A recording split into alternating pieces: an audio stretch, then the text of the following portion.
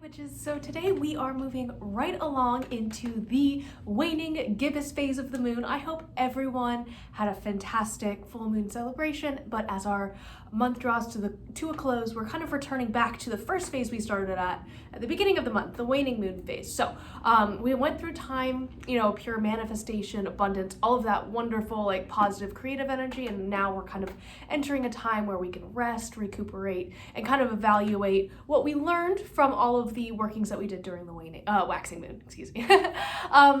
I hope everyone had a great time during the full moon. It is really one of my favorite times of the month, but it also can be super duper crazy, so I understand if you were feeling a little bit stressed out. We all get that way, don't worry about it. Now that we've kind of basked in that full fruition of our intentions and spell work, we now kind of turn inward as we move towards the new moon again. This time, this is the time that we should spend reflecting on all of our workings. Like I said, I feel like I'm kind of repeating myself, I'm sorry. And like one of my favorite things to do is kind of think about like where you were at the new moon last month, or the full moon last month. Where were you around this spot? And where are you now? Like what would you have done differently? What mistakes did you make that you can learn from in the future? Not to like beat yourself up and be like, oh, I'm terrible, but just what can you learn from it? I never want anyone to feel like they have to beat themselves up. That's not what witchcraft is about. Like, please, I hope you don't think that. But like what kind of traumas do you need to work through and heal from in order to move forward? Like what is your next step? That's kind of a good thing to start thinking about during this time of the moon. The waxing gibbous is all about healing, forgiveness, rest, the breaking of bonds, and removing of negativity from your life. So, as a hearth witch, you kind of can probably guess what I'm about to say, but my number one suggestion for this type of moon is to clean and cleanse your house. Now, of course, if you did something on the full moon that, was to increase a certain energy in your house, you could definitely wait a couple days, but the waning moon is a great time to cleanse your house.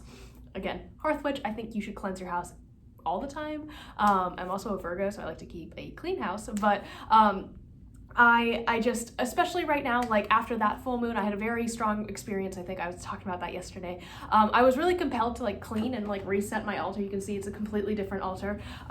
So that's kind of what I did. I tried to tidy up my house and stuff. We did like all the laundry and the little chores and stuff. But I have gotten some messages from deities, some new deities, which look for my video later in the week. And I'm going to be expanding my witchcraft space to encompass this entire room, basically. Right now it's kind of like a witchcraft space and like sewing studio, but I feel like right now I really want to focus more on witchcraft versus the sewing aspect of stuff. But it's a whole thing. Anyways, I definitely want to kind of make this space more inviting, more of a place that is less about work and more about relaxation and meditation and like peace. So I'm really looking forward to that. I'm being compelled by my new deity to like reset my altar and create a bigger altar space for all of 5 now of my deities. So I'm really looking forward to it, and we are going to be doing some thrifting and some antiquing next weekend. I'm really excited. After we go thrifting and antiquing, I have a very cool road trip planned, and I will be taking you guys along with that because it's going to be very witchy and I'm really excited, but that's all I'm going to say about that. Basically, I want this entire room to be dedicated to witchcraft. That is something that I kind of came to the realization of during the full moon, which, side note, I live in a super old building from like the 1910s, and we straight up found a picture, like my partner and I, when we were out antiquing, of this building that I am currently in from like the turn of the century, and you can see like a balcony and stuff on it. And like my question is, like, the person who used to live here, right? Like the person who built this house, I wonder what they would think if they knew like what I was doing. Like, would they be offended by the fact that I was practicing witchcraft? I don't know. I kind of want to like go to the local historical society and like research the building and like find out about the people who built it and stuff, just so I can like give them an offering of thanks. Like I feel very compelled to do that. Again, I think it's because of one of the deities I work with, but I want to like give them a special place in here, and especially in this room because it's a really like essential part of the building, and like this apartment to me is like very sacred and special to me. So I like to venerate those who lived here before me and be like, hey, thanks for building this awesome place that I live in now. Wow, that was a tangent. I'm sorry. I want it just to be like, I want this area and like my, like moving forward, like what I'm taking from the month that I spent working with the lunar phase. I really love it, and I'm going to be incorporating this more into my craft.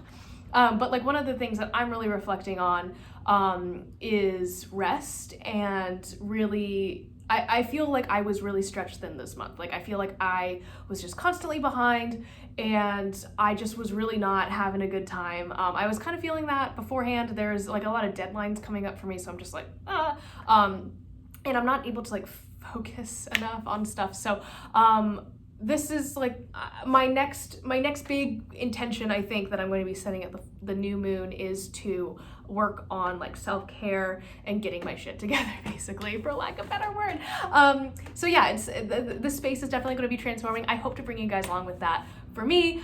So the next few weeks I'm going to use to kind of plan everything out and start cleaning out the old junk that I don't need. So that's what I'm going to be doing between now and the new moon. And that's going to be kind of like what my waning moon intention slash, I don't know, goal is. I like to kind of set goals between each moon phase, or like, so between the full moon and the new moon, and the new moon and the full. So whereas I was building up all of this stuff during that period of waxing stuff, like waxing moon phases, my brain is not working apparently.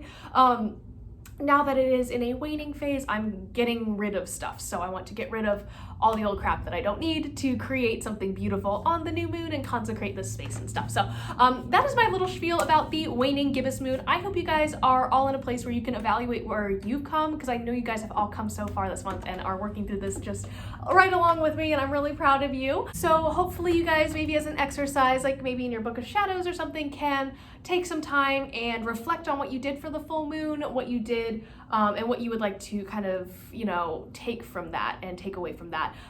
What can you forgive yourself for? Like, hey, I know I was not like the best at X, Y, and Z, but you know what? It's okay. I've learned from it and I'm growing from it, because that's the most important thing, is that we are growing and continuing on down our path, so to speak. So I will see you guys tomorrow. I really like the waning moon. I think it's kind of nice because I feel like I can like I feel like it's a huge exhale.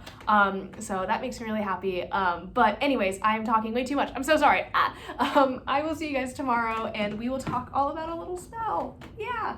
Bye guys.